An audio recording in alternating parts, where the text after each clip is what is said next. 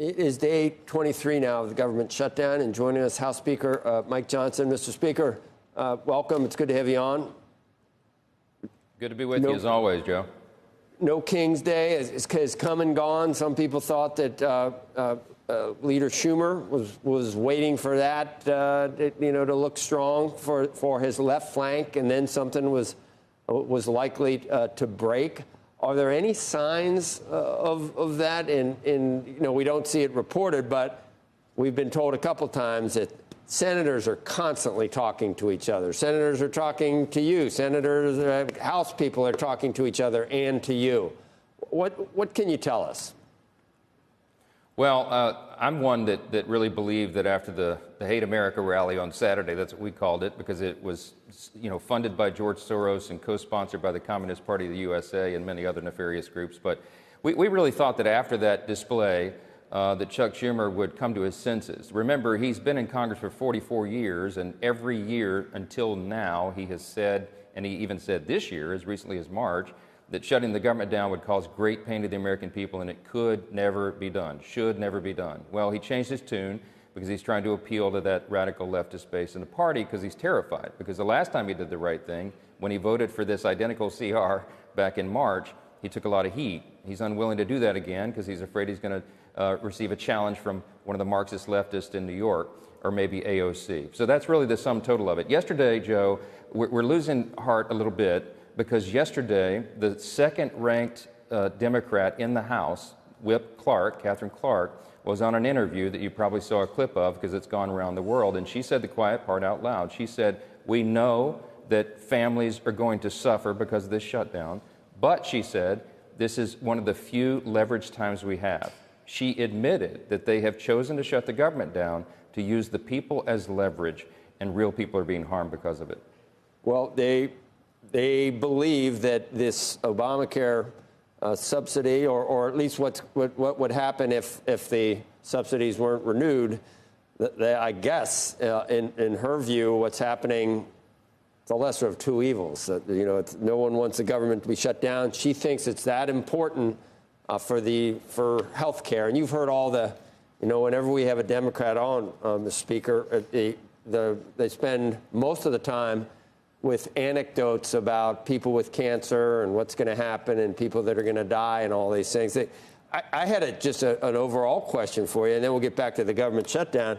There's a piece in the Journal today on how quickly health care insurance is rising. Up 7% 2 years ago, 7% 1 year ago, 6% this year. So it costs $27,000 now for a family plan. So my question is it Obamacare premiums are going up because they're causing it, or because they're just responding to overall health care inflation, which we haven't been able to control? Well, these are very important questions, but before I answer that, let me say this. When they say they're using the shutdown as leverage, what is it they're trying to obtain out of that? What's the point?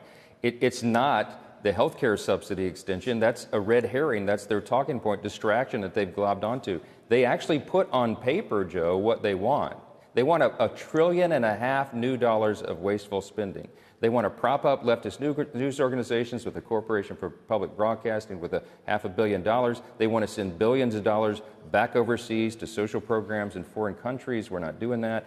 And importantly, they want to extend those Obamacare subsidies permanently without any reforms. Oh, by the way, restoring health care to illegal aliens again, that's $200 billion of their demand. That's what they're leveraging. They're using the American people as pawns in this game to leverage to get all of that, and we can't and we will not do it. On the subsidy, it's a very important point. The cost of health care has skyrocketed since Obamacare was created in 2010. It did exactly the opposite of what they promised us. The Democrats did that entirely on their own with no Republicans, because we knew that it was a boondoggle. We knew it was created and that the system was designed so that it would implode upon itself. Remember, the main architects of Obamacare wanted single payer. They wanted the government to be in charge of all health care. So they designed this system, and it's doing exactly what we all knew that it would ultimately do. The subsidy is a COVID-era subsidy.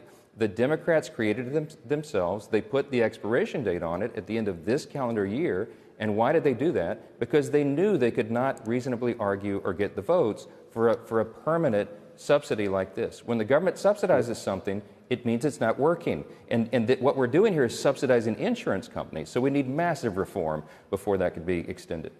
Right.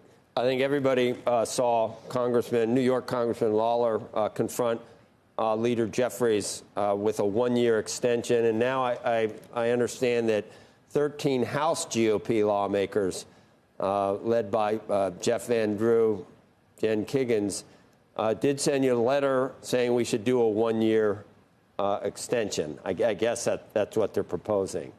Well, they did, but in the letter they acknowledge what I just said, that it needs real reform because is that a way this ends? Is that a way this ends, Mr. Speaker, or that's not what happens, you think? Well, no, look, Joe, it's a very important point. We were always planning. We always knew that October and November would be the time to figure that out and build consensus around the reforms and get everybody together. But it's ironic that the Democrats have shut the government down and prevented that from happening. That is the whole point. We need the lights back on. We need government reopened. We need troops paid, TSA agents, Border Patrol agents, and air traffic controllers, and Veterans Health Services, and nutrition services to young women and the elderly. We need all that going while Congress is here doing its work. But Chuck Schumer and the Democrats are playing politics, again, because they need political cover for themselves. It is selfish and it is dangerous. Speaker Johnson, Ro Khanna was here earlier, the Democratic congressman from California, and he asked us to ask you if you would open the Congress so that you could have votes. He said he would support paying the troops, paying those critical workers for the government. He would vote for those bills along those lines. He asked if you'd do that. Well, Ro's my friend. I have great respect for him, but he did vote against those very things on September 19th. That's what the CR was. The continuing resolution was to keep all of those people paid, and every Democrat in the House voted against that. They voted to close the government down and stop those services. Now, if we were here today and we had another vote on the floor, it would not change that outcome because the Senate Democrats just batted that down last week. They voted down pay for troops and the defense appropriations bill. They're going to do it again, I think, today, because Leader Thune is going to put on the floor a bill to pay essential workers, all those categories of folks that I just named that are, putting on a uniform every day and protecting the country and protecting our borders and making sure the skies are safe. And the Democrats have already told us they're going to vote against that. So it would be a pointless exercise in the House, and that is why I keep emphasizing the House has done its job. We voted to fund the government. We voted to do all these things 33 days ago, and that bill has been sitting on Chuck Schumer's desk. They will not pass it over there, again, because he promised the radical left that he would show a fight against Trump, no matter the pain that it causes on the American people. And now the Democrat leaders in the House are admitting that that's exactly what they are doing. Mr. Speaker, Ro Khanna also mentioned the situation with the Arizona House member that has not been sworn in. And I guess there's a lawsuit that's been filed by the AG out there. It gives or Congressman Khanna an opportunity to say that would be the vote that would allow the Epstein files to have to be released. And he said that's why you're not calling back Congress to swear her in. Okay, this is so absurd, and I've answered it so many times, but I'll do it again. Sorry. Rep. Grijalva-elect is no. Thanks for asking it, Joe, because they keep using this as some sort of distraction. It's totally pointless. Okay, Rep. Grijalva was elected after the House went out of session, so we are delighted to administer the oath to her as soon as we get back to regular session here, the legislative session. That's the whole point. By the way, I'm following the Pelosi precedent. She was Speaker here a long time. She did this many times. Julia Letlow, my friend from Louisiana, was elected in similar circumstances to replace her late husband who passed away from COVID. Nancy Pelosi took 25 days to administer the oath to her. We had Pat Ryan and Joe Sempolinski, Democrats, who were elected during an August recess. Nancy Pelosi took 21 days to administer the oath to them because she had to wait until we came back to legislative session. Same exact scenario. Rep. Grijalva can work. Rep-elect Grijalva can work for her constituents right now. Constituent services answering the phone. She has computers and 16 employees, and there's no excuse for it. Okay, the Epstein files are being released 43,000 pages now. There was another batch of documents dumped on Friday of last week, which included Epstein's personal ledgers, his financial ledgers, his daily calendar, his flight logs, all the things that people have been saying they wanted. It's all coming out. Why? Because the House Oversight Committee has been working through this period, even when we're not on the House floor, to go through and dig through the Epstein estate files and all the rest and get them out. So these are all distractions from the main point. They have shut the government down for political purposes, and we got to get it reopened. Speaker, we spoke to your predecessor, Kevin McCarthy, earlier this week, and he made an interesting point, though, about what you're describing, which is that it is politics. And I'm not suggesting it isn't. When you even look at what Nancy Pelosi did, and we could just, if we wanted together, we could say this is a disgrace and condemn the fact that politics are taking place here and that there is a precedent. But I think rather than look to that, the question is, it doesn't have to be this way. This is a choice that's being made. And I think that is the issue here. And so this idea that it can't be done in some other way. And I'd raise it because the other issue is, what would happen if you actually took those votes and hard votes and won those votes? Wouldn't that be the better path? Well, I'm not sure what you're referring to because we did that. I mean, look, the CR that we sent over is a totally clean, nonpartisan document. It's 24 pages in length. It literally is the bare minimum language just to keep everything at status quo. And I will point out to you, status quo is Biden-era policies and spending. We don't even like it. Republicans are trying to change that. But our appropriators were working through the process, trying to rebuild that muscle memory to get the regular order back to appropriating so we can be better stewards of taxpayer dollars. And in a bipartisan fashion, R's and D's were working on that. They just ran out of time because the end of the fiscal year was September 30th. So they decided, think of this, the Republican and Democrat appropriators got together and said, give us 7 more weeks. Give us till November 21st, and let's just do it clean. And the Democrats asked us, please don't put any partisan priorities on that measure. So we didn't. We did it in good faith. This is the first time in American history that any party has had the audacity to shut the government down over a clean, nonpartisan CR. I cannot emphasize that enough. That's what's different about now than all the times in the past. Both parties fighting over party priorities. We didn't do that this time. I have nothing to negotiate. I have nothing I can offer them because I can't pull any of my Republican priorities off the CR and make it more palatable because we didn't add them in the first place. This was a good faith effort to allow more time for the appropriators to finish their job, plain and simple. And that's what makes this so remarkable and so especially painful for people. There's also been reports, Mr. Speaker, that Leader Schumer would like to have almost a backroom negotiation. Maybe it would involve President Trump. Maybe it would involve a Majority Leader Thune. Maybe you as well. To just get a couple of things out, not the whole 1.5 trillion, all the things that you outlined, but maybe just the Obamacare enhanced subsidies. Can you confirm that has been something that Senator Schumer? Yeah. Yeah, I can confirm it. He said it publicly, breathlessly. He's complained that 4 leaders won't go in a back room, smoke-filled room, and make a deal. That's not how this works. I don't operate that way. When I became Speaker, I vowed to my colleagues that we would return to regular order. I would decentralize the Speaker's office, and it would not be a top-down, hoisted upon the membership kind of program anymore. This is a member-driven, consensus-driven operation. That's how the founders intended it to work. They did not want 4 people to go in a back room and make a deal. By the way, I couldn't do that on something as complicated as extension of Obamacare COVID subsidies because we have to find the consensus. There's 100 different ideas on how to improve that, and we needed the time in October and November to work through that with all the members. I refuse to go in a back room with Chuck Schumer and make a deal. I don't operate that way. It's not good for the people. It's not good for financial stewardship. And it's part of the reason we're $37 trillion in debt as a nation, because you have 2 or 3 or 4 people in a back room doing that. We're not operating that way. That's Chuck Schumer's old way. We need this to work for the people again, and that's what I'm insistent upon. And I'll keep telling them that publicly and privately. We had Senator Shaheen on earlier this week, and she was, I don't know, on someone's wish list as maybe a Democrat that could be swayed to join with the other 3 to get the additional 5 because she's not running for re-election. But she gave us no inkling that was in the works. Are there other discussions that you can tell us about that you've heard of going on? Is that the way this ends, that people break with Leader Schumer, or is it going to be done with Leader Schumer? I am afraid that you're going to have a few more break ranks, and that's my prayer that they will. There are a handful of centrist Democrats left. I mean, she's one of them, who are reasonable and common sense and have voted every time in their career to keep the government open.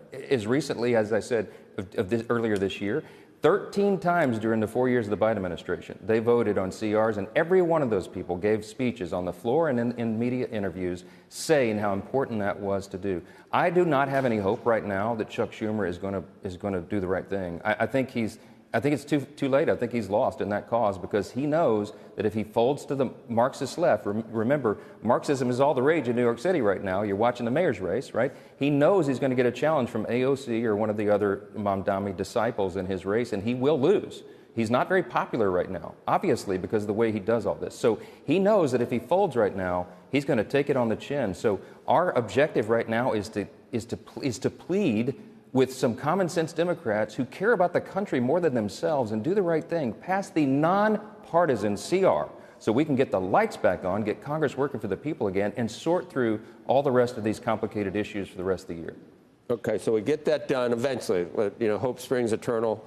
We get some kind of deal for a 1 year, extension on the subsidies. How do we prevent that from being the 10-year, $350 billion boondoggle that's going to happen if we don't fix what the underlying cause of the health care inflation? What do we need to do? What are Republicans Such an important point. We have volumes of ideas that we literally have published to bring down the cost of health care and stop the madness.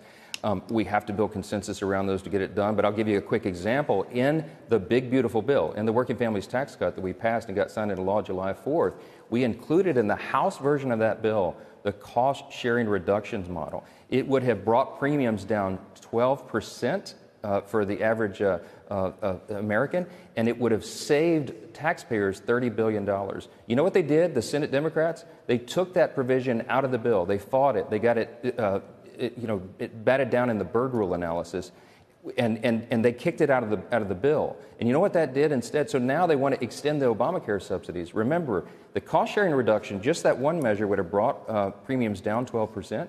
The Obamacare subsidy extension is going to increase premiums. In some categories, it would drop at about 5%. 5.7% is actual number. But it's going to cost us more, because doing that will cost, as you said, $350 billion over 10 years. We have to change the system. We have to find ways in a bipartisan manner to make Obamacare affordable for more people, to increase access to care, and to stop the practices of the insurance industry right now, which are denying about 30% of claims automatically or more in some categories, and the prices continuing to skyrocket. When the government dumps more money on a bad system, it makes it worse.